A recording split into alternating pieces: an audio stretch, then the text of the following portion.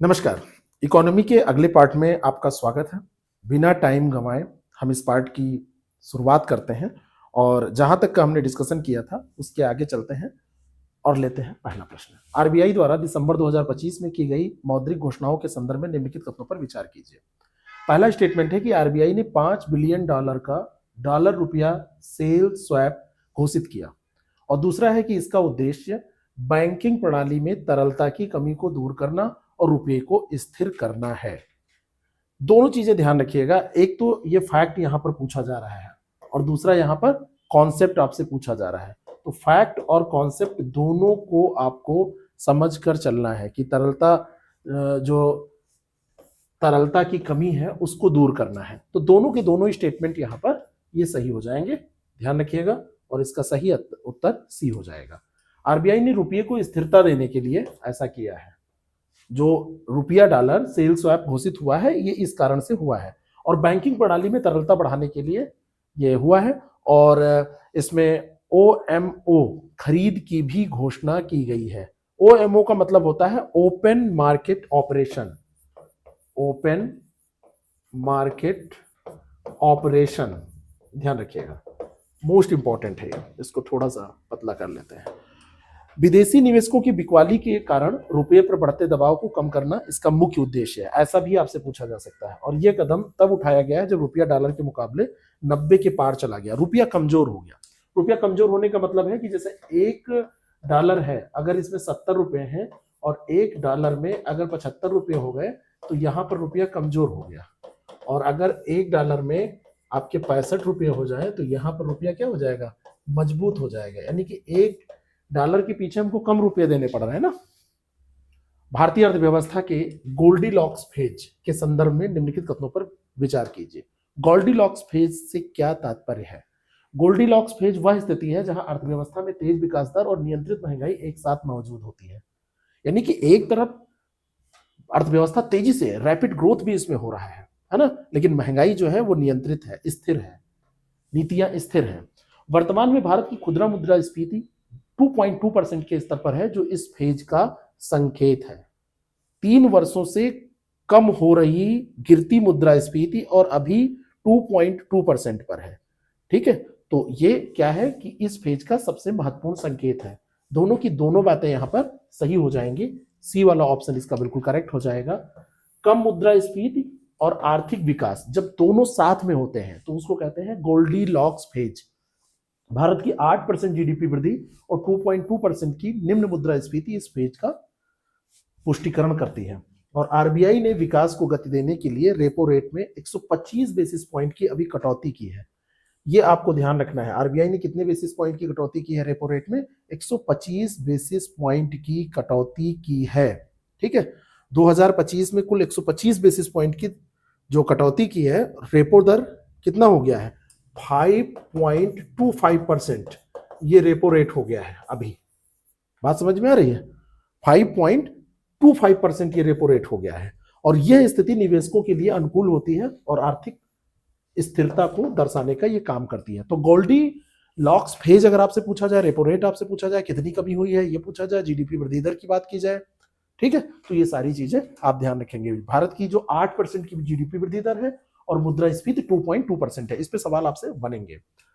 RBI की एकीकृत लोकपाल योजना रिपोर्ट 2024-25 के संदर्भ में निम्नलिखित तथ्यों पर विचार कीजिए। पिछले वर्ष की तुलना में ग्राहकों की शिकायतों में 13.55% की वृद्धि दर्ज की गई है। कितनी? 13.55% की वृद्धि।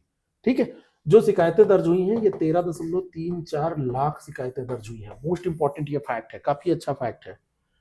शिकायतों के मामले में निजी क्षेत्र के बैंक सार्वजनिक बैंकों से आगे रहे हैं। जो शिकायतें हुई हैं वो कहां पर ज्यादा हुई हैं? शिकायतों में बैंक सबसे आगे जो रहे हैं वो कौन से हैं? निजी क्षेत्र के हैं कि सार्वजनिक क्षेत्र के हैं? ये भी आपको ध्यान में रखना होगा।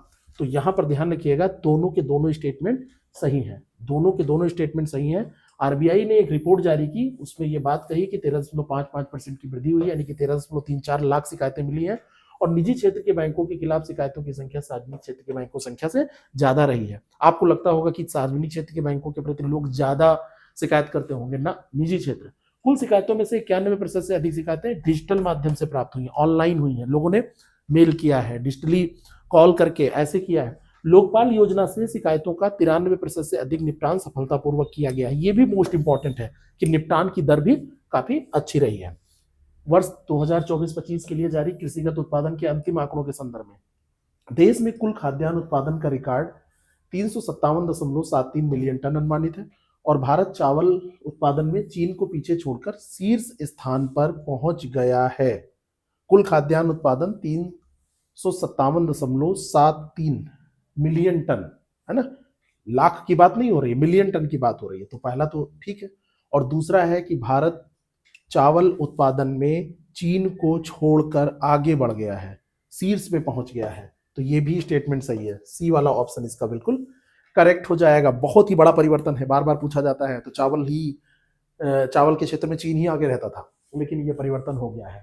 ठीक है, तो चावल ही हमारे यहाँ का क्योंकि सबसे ज्यादा खाया जाने वाला अनाज है, तो आप ध्यान रखेंगे चाइना से भी आगे हम चावल उत्पादन कर रहे हैं। और गेहूं के उत्पादन में भी खूब ज्यादा बढ़िया वृद्धि हुई है। सोयाबीन और गन्ने के उत्पादन में भी पिछले वर्षों की तुलना में अच्छी वृद्धि हुई है। तो ये सारी चीजें आपको ध्यान में रखनी है। ठीक है, हर एक उसमें एक हमने ये वीडियो आपके लिए अपडेट किया है, उसको आप ध्यान दीजिएगा। काफी उससे आंकड़े आपके सही हो जाएंगे, ध्यान दीजिएगा, काफी बढ़िया है वो, आपको यूट्यूब पे मिल जाएगा। निर्यातकों के लिए ऋण गारंटी योजना के संदर्भ में निम्नलिखित कथनों पर विचार कीजिए। इस योजना को प्रधानमंत्री की अध्यक्षता में 12 नवंबर 2025 को मंजूरी दी गई है। इसके तहत राष्ट्रीय ऋण गारंटी ट्रस्टी कंपनी द्वारा 100% ऋण गारंटी कवरेज प्रदान किया जाएगा। 12 नवंबर 2025 को ऋण गारंटी योजना ये निर्यातकों के लिए इस परिप्रेक्ष्य में जो बात की गई वो नरेंद्र मोदी जी की अध्यक्षता में ही ये बैठक की गई है। और पहला स्टेटमेंट तो यहाँ पर सही है। इसके तहत राष्ट्रीय ऋण गारंटी ट्रस्टी कंपनी के द्वारा 100% ऋण गारंटी कवरेज जो है वो प्रदान किया जाएगा। ये भी स्टेटमेंट यहाँ पर सही है। तो सी वाला ऑप्शन इसका करेक्ट हो जाएगा। और ये CGSE योजना निर्यातकों विशेष रूप से MSME को बिना गारंटी के ऋण दिलाने में मदद करेगी। NCGTC इस योजना के तहत बैंकों को 100% ऋण गारंटी कवरेज प्रदान करेगी और योजना के माध्यम से निर्यातकों को 20,000 करोड़ रुपए तक की अतिरिक्त सुविधा मिलेगी और इसका उद्देश्य भारत के $1 ट्रिलियन के निर्यात लक्ष्य को प्राप्त करना है। ये बहुत इंपॉर्टेंट एक फैक्ट है कि अगर आपसे पूछ लिया जाए कि CGSE योजना का लक्ष्य क्या है, तो $1 ट्रिलियन के निर्यात लक्ष्य को प्राप्त करना। ठीक है, 20,000 करोड़ रुपए तक की अतिरिक्त ऋण सुविधा, ये इंपॉर्टेंट है। और 100% ऋण गारंटी कवरेज इसके अंतर्गत दिया जाएगा। निर्यातकों के लिए शुरू की गई समर्थ योजना, एक योजना और है, ये समर्थ योजना है निर्यातकों को वैश्विक बाजारों तक पहुंचाने के लिए। इसका उद्देश्य निर्यातकों को अंतर्राष्ट्रीय व्यापार मेलों और प्रदर्शनियों में भाग लेने के लिए वित्तीय सहायता देना है। पहला स्टेटमेंट, बाजार पहुंच के लिए इसको किया गया है। समर्थ योजना के लिए आपको ये सुमेलित करने में जो प्रश्न दिया जाएगा, तो ये ध्यान रखिएगा कि ये बाजार पहुंच समर्थन योजना है। समर्थ योजना बाजार पहुंच समर्थन योजना है। वर्ष 2025 से 2031 के बीच इस योजना पर 4,531 करोड़ रुपए खर्च किए जाएंगे। कितना किया जाएगा? 4,531 करोड़ रुपए। ठीक है, और ये दोनों के दोनों स्टेटमेंट आपको चेक करने हैं, तो दोनों के दोनों स्टेटमेंट ये सही हैं, याद कर लीजिएगा। निर्यातकों को वैश्विक बाजार में पहचान बनाने के लिए 2025 से 31 की अवधि के लिए 4,531 करोड़ रुपए का बजट, और ये योजना अंतर्राष्ट्रीय प्रदर्शनी और व्यापार मेलों में भागीदारी के खर्च को कवर करेगी और इसका उद्देश्य भारतीय उत्पादों की वैश्विक पहुंच बढ़ाना और निर्यात प्रतिस्पर्धा को बढ़ाना ये है। आपसे जब ये योजना पूछी जाएगी समर्थ योजना, तो ये दो स्टेटमेंट सुमेलित करने में पूछे जा सकते हैं। एक तीसरा ये भी यहां से भी सुमेलित करने में भी आपको दिया जा सकता है, तो ये ध्यान रखिएगा। विपणन वर्ष 2026-27 के लिए रबी फसलों के MSP के संदर्भ में आपको विचार करना है। बताइए, गेहूं की बात यहां पर हम करने जा रहे हैं। अगर गेहूं के MSP में दिया जा रहा है 160 रुपये प्रति क्विंटल की वृद्धि की गई है, जिससे ये 2585 रुपये हो गया है। पहला स्टेटमेंट है, कितनी वृद्धि की गई है? 160 रुपये की वृद्धि की गई है और ये कितना हो गया है? 2585 रुपये हो गया है। बताइए, तो ये पहला सही है। सबसे अधिक वृद्धि 600 रुपये, ये कुसुम जो सॉफ्ट फ्लावर है, सॉफ्ट फ्लावर में MSP के रूप में की गई है कुसुम, ₹6540 ये हो गया है और ₹600 की इसमें वृद्धि हुई है, तो दोनों के दोनों स्टेटमेंट ये सही हो जाएंगे। ₹2585 प्रति क्विंटल हो गया है, पहले ये ₹2425 था, तो इसमें वृद्धि कितनी हो गई, ₹160। कुसुम में एमएसपी में ₹600 की सर्वाधिक वृद्धि दर्ज की गई है, ₹600 की। मसूर के एमएसपी में ₹300 और सरसों के एमएसपी में ₹250 की वृद्धि की गई है। एमएसपी में यह वृद्धि किसानों की आय बढ़ाने और रबी फसलों के उत्पादन को प्रोत्साहित करने में काम करेगी। रविफिकेशन एक शब्द इस समय चल रहा है। रविफिकेशन का मतलब क्या है कि जो फसलें हैं उनको क्या किया जा रहा है, रबी वाली फसलों को ज्यादा उगाया जा रहा है, किसान इस पे ज्यादा शिफ्ट हो रहे हैं, रविफिकेशन। ठीक है, तो ये आपको इंपॉर्टेंट कुछ फसलें हैं। अच्छा, इसमें एक जौ में भी ₹170 बढ़ा है, तो जौ का कितना हो गया है, ये ₹2150 प्लस 170, मतलब ₹170 बढ़ने से ये ₹2150 है। चना का कितना है, ₹5875। कितना है, ₹5875। इसमें ₹225 बढ़ा है, तो ये याद रखिएगा। ठीक है, रेपसीड और सरसों ये ₹250 बढ़ा है, और ये कितना हो गया है, ₹6200। ये कितना हो गया है, ₹6200। तो ये इंपॉर्टेंट है, ये ध्यान रखिएगा। मिनिमम सपोर्ट प्राइस किसके द्वारा बढ़ाया जाता है, कौन इसको बढ़ाता है, ये सवाल आपसे कई बार पूछा गया है, पीवाईक्यू में आपने देखा होगा, जरा मुझे बताइएगा। आप लोग प्रश्नों के जवाब जरूर दिया कीजिए। अगर आपको ये सीरीज अच्छी लग रही है तो कम से कम हमको प्रोत्साहित तो कर ही सकते हैं, जिससे कि हम आगे कंटिन्यू इसको रखें। और आप लोग जो तैयारी कर ही रहे हैं तो अच्छे से क्यों ना पढ़ें, तो ये ध्यान रखिएगा। अगला जो प्रश्न है, भारत और यूरोपीय मुक्त व्यापार संघ इफ्टा के बीच व्यापार समझौते के संदर्भ में निम्नलिखित कथनों पर विचार कीजिए। यह समझौता 1 अक्टूबर 2025 से लागू हुआ।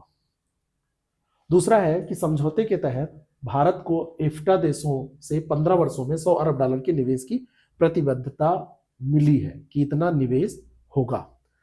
एक चीज ध्यान रखिएगा, ये समझौता लागू करने जो ये टेपा है ना, तो भारत और यूरोपीय मुक्त व्यापार संघ के बीच में व्यापार समझौता, तो इसको हम क्या बोल रहे हैं, TEPA, trade and economic partnership agreement. Trade and economic partnership agreement. ठीक है, trade and economic partnership agreement, ये है टेपा। एक चीज आपसे ये पूछी जाएगी, ये जो EFTA है, European free trade association, European free trade association. ठीक है, तो एप्टा के साथ में व्यापार और आर्थिक जो टेपा हुआ है, ये 10 मार्च 2024 को किया गया। समझौता लागू कब हुआ, ये 1 अक्टूबर किया, कब गया है, 10 मार्च 24 में। लागू कब हुआ, 1 अक्टूबर 2025 से। समझौते के तहत भारत को एप्टा देशों से 15 वर्षों में $100 अरब के निवेश की प्रतिबद्धता मिली है, तो ये भी यहाँ पर स्टेटमेंट सही है। आइसलैंड, लिंचेस्टीन, नॉर्वे, स्विट्जरलैंड, ये मुक्त यूरोपीय मुक्त व्यापार संघ के सदस्यों में शामिल देश हैं।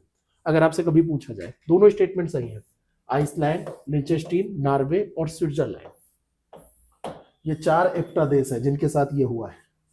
ये स्टेटमेंट सही है। भारत का पहला ऐसा समझौता है जिसमें निवेश के लिए कानूनी रूप से बाध्यकारी प्रतिबद्धता है, जो $100 अरब की बात की गई है।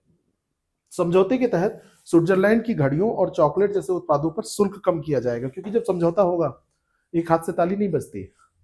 इस मुहावरे का अर्थ होता है कि गलती दोनों पक्षों की होती है, लेकिन हम यूज कैसे करते हैं कि दोनों पक्षों का जब योगदान होता है तभी बात बनती है। ठीक है, तो ये ध्यान रखिएगा।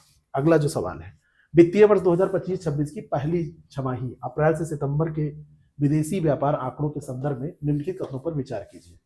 भारत के वस्तुगत निर्यातों में 3.01% की वृद्धि दर्ज की गई है। कितनी, 3.01% की।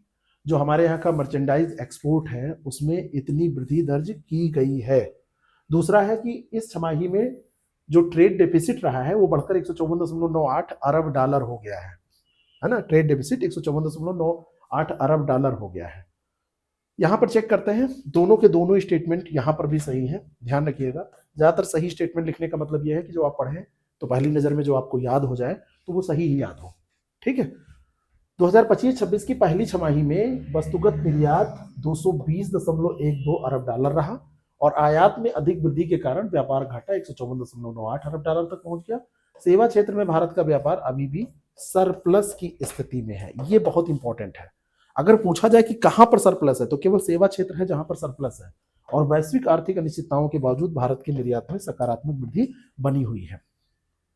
वैश्विक स्तर पर अनिश्चितताएं चल रही हैं, लेकिन भारत में निर्यात देखेंगे तो सकारात्मक वृद्धि दर्ज कर रहा है।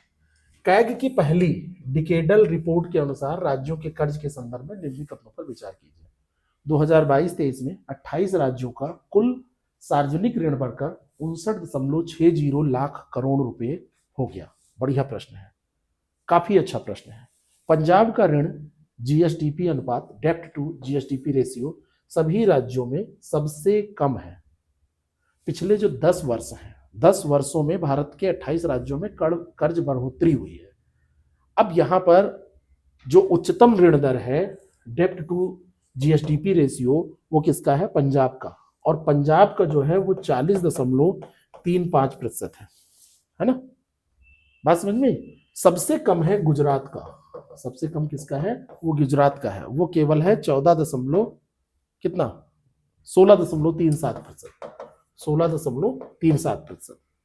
दूसरा स्टेटमेंट, 28 राज्यों को कुल सार्वजनिक ऋण बढ़कर 59.60 लाख करोड़ रुपए हो गया है। दोनों बातें यहां पर सही है? नहीं। अब यहां पर दूसरे में गलत क्या है?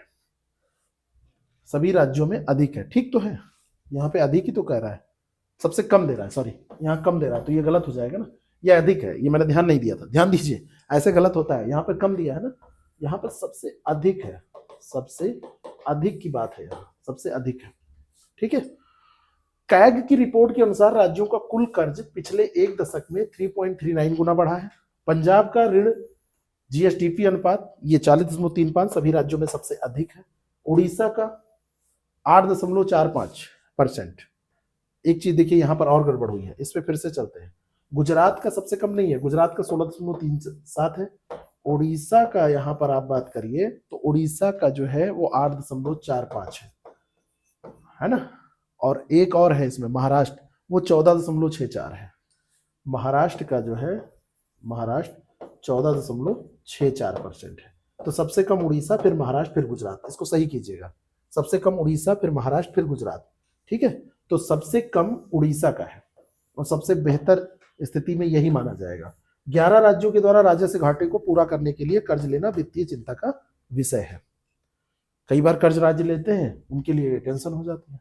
भारत की विदेशी ऋण जून 2025 के अंत तक के संदर्भ में निम्नलिखित कथनों पर विचार कीजिए। भारत पर कुल विदेशी ऋण 747.2 अरब डॉलर का है। विदेशी ऋण 747.2 अरब डॉलर का है जून 2025 के अंत तक, 2025 के अंत तक 747.2 अरब डॉलर। कुल विदेशी ऋण में डॉलर के मूल्य में वृद्धि का कोई योगदान नहीं है। डॉलर के मूल्य में वृद्धि का कोई योगदान नहीं है। अब बताइए, क्या इसका योगदान पड़ेगा, होगा, प्रभाव पड़ेगा या नहीं पड़ेगा? आप बताइए, होगा कि नहीं होगा? ये सोच के आप बताइए। ये स्टेटमेंट गलत हो जाएगा। योगदान अच्छा खासा है, केवल एक सही हो जाएगा। भाई अगर रुपया कमजोर हो जाएगा तो हमको ज्यादा रुपये का भुगतान करना पड़ेगा, तो हमारा लोन बढ़ नहीं जाएगा, ठीक है। तो ये कॉन्सेप्ट था, यहां पर आप देखेंगे तो ये कॉन्सेप्ट है। वैल्यूएशन इफेक्ट पड़ेगा। वैल्यूएशन इफेक्ट क्यों नहीं पड़ेगा? हमने जब ऋण लिया तो $1 में मान लो 80 रुपए थे, और अभी जब हमको वापस करना है तो $1 में 91 रुपए मान लो हो गए, 90 रुपए हो गए, तो 10 रुपए ज्यादा नहीं देना पड़ेगा, क्योंकि डॉलर में ही होता है सब। तो जून 2025 के अंत तक ये 747.2 अरब डॉलर। डॉलर के मुकाबले अन्य मुद्राओं के कमजोर होने से ऋण में 11.2 अरब डॉलर का वैल्यूएशन इफेक्ट दिखा है। 11.2 अरब डॉलर का ये वैल्यूएशन इफेक्ट है 747 में से, क्योंकि ये डॉलर के कारण हुआ है। और भारत के विदेशी ऋण में डॉलर की हिस्सेदारी 53.8% है, ये सबसे ज्यादा है। और कुल विदेशी ऋण में दीर्घकालिक ऋण की हिस्सेदारी लगभग 82%, 81.9%। तो आपसे पूछा जाए दीर्घकालिक या अल्पकालिक कौन सा ज्यादा है, तो दीर्घकालिक ज्यादा है, दीर्घकालिक ज्यादा है। अगला जो प्रश्न है, दलहन आत्मनिर्भरता मिशन के संदर्भ में निम्नलिखित कथनों पर विचार कीजिए। इसका शुभारंभ 11 अक्टूबर 2025 को प्रधानमंत्री नरेंद्र मोदी के द्वारा किया गया। प्रधानमंत्री नरेंद्र मोदी ने दलहन आत्मनिर्भरता मिशन, ये 6 साल का है, 6 वर्षों के लिए 11,440 करोड़ रुपए के परिव्यय के साथ इसको लागू किया जाएगा, क्रियान्वित किया जाएगा। दोनों बातें यहां पर सही हो जाएंगी। दलहन खेती में 310 लाख हेक्टेयर खेत, इसको शामिल करना इसका उद्देश्य है। 350 लाख टन ये दलहन का उत्पादन करना इसमें शामिल है। ठीक है, 27-28 तक पूरा आत्मनिर्भर हम हो जाएंगे। हमारी आत्मनिर्भरता के लिए प्रयास हो रहा है, क्योंकि दालें हम खाते ज्यादा हैं, हमारे यहाँ उत्पादन कम होता है, हम बाहर से मंगाते हैं। सबसे ज्यादा चना होता है दालों में, सबसे ज्यादा चना, और उसके बाद में अरहर होता है, उसके बाद अरहर होता है। तो 6 वर्षों के लिए यह है। 88 लाख मुफ्त बीज किट और आधुनिक तकनीक प्रदान की जाएगी। दालों का उत्पादन बढ़ाकर 350 लाख टन करने का इसका उद्देश्य रखा गया है। याद कर लीजिए। पीएम मित्र पार्क के संदर्भ में, पीएम मित्र पार्क का शिलान्यास मध्य प्रदेश के धार जिले में 17 सितंबर 2025 को किया गया। ये पहला था, ये पहला पीएम मित्र पार्क, यहाँ पे कहा जा रहा है कि ये पहला पीएम मित्र पार्क है। 17 सितंबर 2025 को इसका शिलान्यास किया गया। ठीक है, और इसमें से मध्य प्रदेश के धार जिले में एक स्थान है बदनावर में भैंसोला गांव, ये ध्यान रखना है। भैंसोला गांव कहाँ पड़ता है? बदनावर। अगर बहुत डीप क्वेश्चन पूछेगा तो ये याद रखना है। ठीक है ना, तो एक पहला ये हो जाएगा। दूसरा है कि यह पार्क 5F विजन, फार्म से फाइबर, फैक्ट्री, फैशन और फॉरेन, इस पर आधारित है। ये 5F है ना, एक इसमें फार्म से फाइबर, फिर फैक्ट्री, फिर फैशन, फिर फॉरेन। तो फार्म से क्या करना है? 4F पे जाना है, फाइबर, फैक्ट्री और फैशन और फॉरेन पे। ठीक है, अब आपको बताना है कि पहला है कि नहीं है ये। तो दोनों के दोनों यहाँ पर सही है, ये पहला भी है और 5F भी आप याद रखेंगे। कपड़ा पार्क है ये, धार जिले में भैंसोला में है। 3 लाख प्रत्यक्ष और अप्रत्यक्ष रोजगार सृजित होने की उम्मीद है और 7 ऐसे टेक्सटाइल पार्कों की स्थापना की जानी है। कितने? 7 ऐसे पार्कों की स्थापना इसमें की जानी है। ठीक है, 23,000 करोड़ रुपए के निवेश का प्रस्ताव इसमें आ चुका है। 23,000 करोड़ रुपए के निवेश का प्रस्ताव इसमें आ चुका है। अगला जो प्रश्न है, फोर्ब्स भारत के सबसे धनी 100 लोगों की सूची के संदर्भ में निम्नलिखित कथनों पर विचार कीजिए। ठीक है, अब अच्छा एक चीज यहां पर यह है कि ये पार्क और कहां कहां स्थापित होंगे। तो एक विरुधनगर है, ये आपसे सुमेलित करने में पूछा जाएगा। तो जो विरुध है ये तमिलनाडु में है, विरुधनगर। दूसरा है वारंगल, तो वारंगल आपका पड़ता है तेलंगाना में। तीसरा ये है नवसारी, तो नवसारी पड़ता है आपका गुजरात में। कहाँ पड़ता है? गुजरात में, ये आपसे पूछा जाएगा। कलबुर्गी ये आपका है कर्नाटक में। कहाँ पर है? कर्नाटक में। धार आपका मध्य प्रदेश में है, धार मध्य प्रदेश में है। एक ये बनेगा लखनऊ में, और लखनऊ ये उत्तर प्रदेश का हो जाएगा। और एक बनेगा अमरावती में, तो अमरावती जो है ये आपका हो जाएगा महाराष्ट्र में। कहां पर हो जाएगा? महाराष्ट्र में। तो ये जो कहां कहां बनेंगे, ये लिस्ट आपके लिए काफी इंपॉर्टेंट हो सकती है। विरुध है, वारंगल है, ठीक है, और आपका नवसारी है, और कालबुर्गी है, धार है, लखनऊ है और अमरावती है। फोर्ब्स के बारे में अगर हम बात करें तो मुकेश अंबानी 105 अरब डॉलर की संपत्ति के साथ सूची में शीर्ष स्थान पर है। मुकेश अंबानी जो है वो शीर्ष स्थान पर है। ठीक है, और दूसरा स्टेटमेंट है कि सावित्री जिंदल देश की सबसे अमीर महिला और सूची में तीसरे स्थान पर है।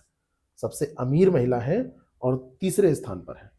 दूसरा स्थान अडानी का है, पहला है अंबानी का, दूसरा है अडानी का। ठीक है, अडानी ग्रुप के गौतम अडानी एंड फैमिली का है। ठीक है, अब तीसरे स्थान पर कौन है? ये तीसरा स्थान जिंदल ग्रुप की सावित्री जिंदल है। महिलाओं में सबसे बड़ी मतलब धनाढ्य, और तीसरे स्थान पर वैसे है टोटल में ये सावित्री जिंदल है। ये जिंदल ग्रुप की है, सावित्री जिंदल है, ये नाम इनका ध्यान रखिएगा। तो यहाँ पे स्टेटमेंट तो ये दोनों सही हो जाएंगे। ठीक है, 105 अरब डॉलर के साथ सबसे अमीर व्यक्ति, 92 अरब डॉलर के साथ दूसरे स्थान पर, तीसरे स्थान पर समग्र सूची में ये टॉप 10 में एकमात्र महिला सावित्री जिंदल है, वो भी तीसरे स्थान पर है। ठीक है, उसके बाद में आप पूरी सूची देखेंगे, फिर उसमें जैसे 11वां स्थान हिंदुजा परिवार का है। हिंदुजा जो परिवार, जो अशोक लैलैंड वाला परिवार है ना, वही। ठीक है, फिर कुशल पाल सिंह आते हैं, वो 13वें स्थान पर है। उदय कोटक आपके 14वें स्थान पर है। इस तरीके से आगे बढ़ते चले जाएंगे आप। ठीक है, तो बजाज परिवार है, ये सब शुरुआती में है, शुरुआत के ही स्थानों में आते हैं। 5वें 6ठे स्थान पर आप देखेंगे तो 5वें स्थान पर शिव नाडार है, 6ठे स्थान पर राधा कृष्ण दवानी है। इस तरीके से आप देखिए, लेकिन 3 याद रखिएगा। विपणन वर्ष 2025-26 के लिए चीनी उत्पादन अनुमानों के संदर्भ में आप विचार करिए। इस्मा के अनुसार 2025-26 में महाराष्ट्र में सर्वाधिक चीनी उत्पादन होने का अनुमान है। सबसे ज्यादा कहाँ? महाराष्ट्र में होने का अनुमान है चीनी उत्पादन। दूसरा है कि देश में चीनी की कुल उपलब्धता घरेलू खपत में कम रहने का अनुमान है। देश में चीनी की कुल उपलब्धता घरेलू खपत से कम रहने का अनुमान, यानी कि चीनी अभी भी हम ज्यादा खा रहे हैं अगर इस स्टेटमेंट की बात माने तो। इसमें पहला स्टेटमेंट तो सही है, महाराष्ट्र में चीनी उत्पादन उत्तर प्रदेश से ज्यादा हुआ है। यूपी में देखा जाए तो 10.32 मिलियन टन हुआ है, और अगर महाराष्ट्र में आप देखेंगे तो ये 13 मिलियन टन हुआ है, तो ये ज्यादा हुआ है। ठीक है, ये महाराष्ट्र में चीनी का उत्पादन नहीं, ये गलत हो गया, ध्यान रखिए। ये पहला गलत है, इसमें महाराष्ट्र में सर्वाधिक नहीं है। महाराष्ट्र वाला स्टेटमेंट आप देखिए, महाराष्ट्र में 13 मिलियन टन। ठीक है, सही है, बिल्कुल सही है। चलिए देखिए, ऐसे जब स्टेटमेंट गलत होते हैं तो आपको याद हो जाते हैं। हमें भी कंफ्यूजन यहाँ पर हो रहा था। ये सही है, 13 मिलियन टन यहाँ, फिर यूपी में। ठीक है, तो पहला स्टेटमेंट ये सही हो जाएगा। देश में चीनी की कुल उपलब्धता घरेलू खपत से कम नहीं, उपलब्धता ज्यादा है, हम निर्यात भी करते हैं। चीनी उत्पादन में उत्तर प्रदेश दूसरे और कर्नाटक तीसरे स्थान पर, तो यहाँ पे महाराष्ट्र, यूपी और फिर कर्नाटक आ जाएगा। ये उत्तर प्रदेश दूसरे स्थान पर। कुल उपलब्धता 35.95 मिलियन टन, घरेलू खपत 28.5। चीनी खाना लोगों ने कम किया है ना। महाराष्ट्र 13 मिलियन टन चीनी उत्पादन के साथ देश में शीर्ष स्थान पर। एथेनॉल उत्पादन के लिए गन्ने के डायवर्जन से चीनी की उपलब्धता प्रभावित होनी थी, लेकिन उसके बावजूद भी पर्याप्त रही, ये बड़ी बात है। चीनी की खपत थोड़ी सी कम हो रही है, लोगों में टेंडेंसी बढ़ रही है। मीठा खाने में अब लोग थोड़ा सा हिचकिचाते हैं। 3 चाय से दूर रहिए, कम खाइए। एक तो चीनी और एक चावल, ये 2 खाने वाले हैं, और एक चाइनीज सामान, चीनी सामान, ये तीनों चाय से दूर रहिए। जीवन में आप काफी प्रगति करेंगे। ठीक है ना, आगे बढ़ते हैं, अगले सवाल पे हम चलते हैं। अगला सवाल है HAL और रूस की यूएसी और यहाँ की HAL, यह समझौता, एक समझौता हुआ है। तो यह समझौता इन दोनों के बीच में जो हुआ है, ये SJ-100 नामक नैरो बॉडी यात्री विमानों के निर्माण के लिए किया गया है। दूसरा है, ये पहली बार होगा जब पूर्णतः यात्री विमानों का निर्माण भारत में किया जाएगा। कहाँ किया जाएगा? पहली बार ये निर्माण भारत में किया जाएगा, ऐसा पहली बार होगा। पूर्णतः यात्री विमान कौन करेगा निर्मित? भारत करेगा। तो दूसरा तो सही है। अब यहां पर देखिए कि जो SJ-100 है, SJ-100 नामक नैरो बॉडी विमान, ये क्या रसिया का है? यूनाइटेड एयरक्राफ्ट कॉरपोरेशन, ये रसिया का है। इसको आपको ध्यान में रख के चलना पड़ेगा। तो ये भी सही है, ये भी सही है। ठीक है, तो ये दोनों के दोनों स्टेटमेंट यहां पर सही हो जाएंगे। ये रूसी कंपनी है यूएसी, और HAL इंडिया की है। यात्री विमानों के निर्माण की बड़ी पहल होगी, है ना। उड़ान योजना के तहत क्षेत्रीय कनेक्टिविटी को बढ़ाने के लिए हमको प्लेन चाहिए ना, प्लेन उड़ेंगे तभी तो। वैसे भी देख लो कितना बवाल इस क्षेत्र में चल रहा है, घाटे में चलते रहते हैं सब क्षेत्र। तो इस समझौते से विमानन क्षेत्र में भारत की आत्मनिर्भरता काफी बढ़ जाएगी, तो ये ध्यान रखना है आपको। अगला जो प्रश्न है, भारत में राष्ट्रीय आय और GDP आकलन के आधार वर्ष में बदलाव के संदर्भ में, यहाँ पर 2 स्टेटमेंट है। GDP आकलन के लिए नया आधार वर्ष 22-23 होगा, जो 11-12 का स्थान लेगा।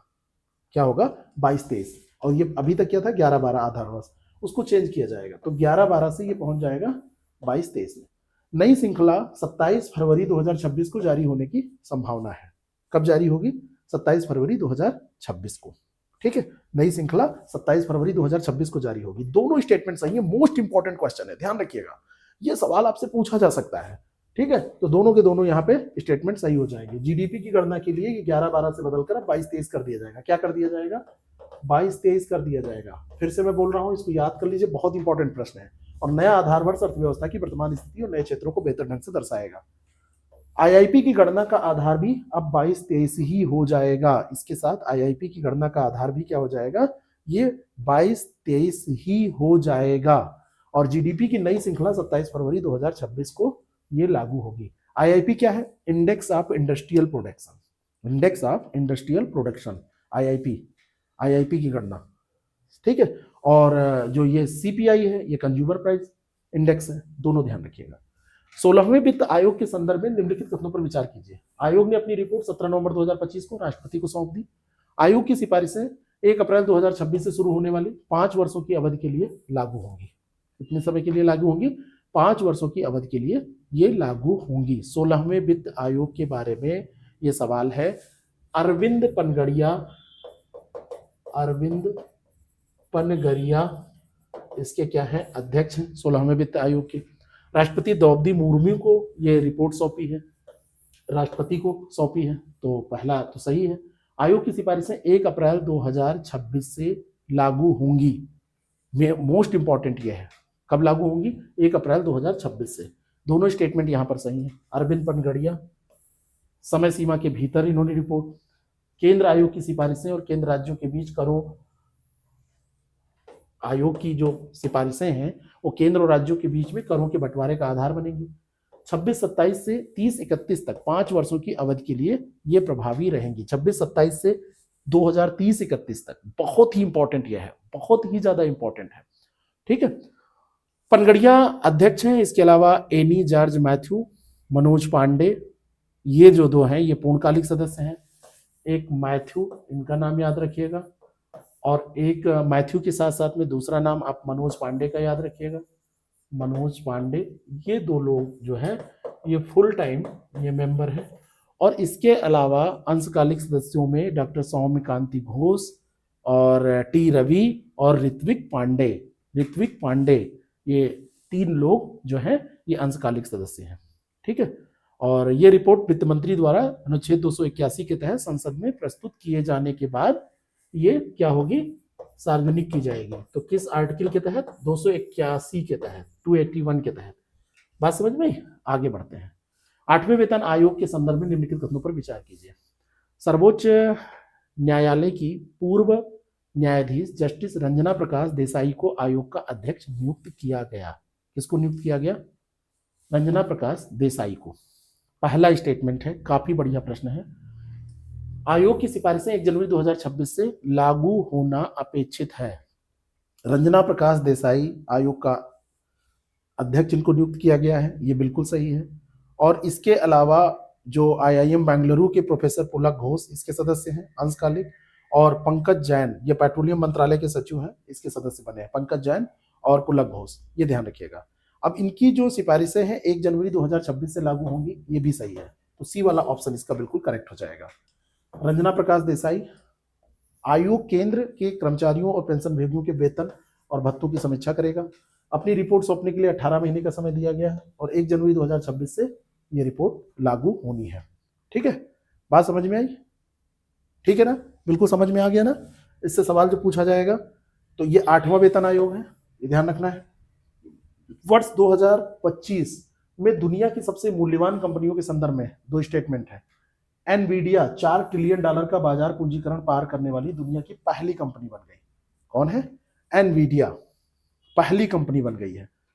$4.894 ट्रिलियन है ना, तो $4 ट्रिलियन का बाजार पूंजीकरण पार करने वाली पहली कंपनी बन गई है। दूसरा है एप्पल और माइक्रोसॉफ्ट भी $4 ट्रिलियन क्लब में शामिल है।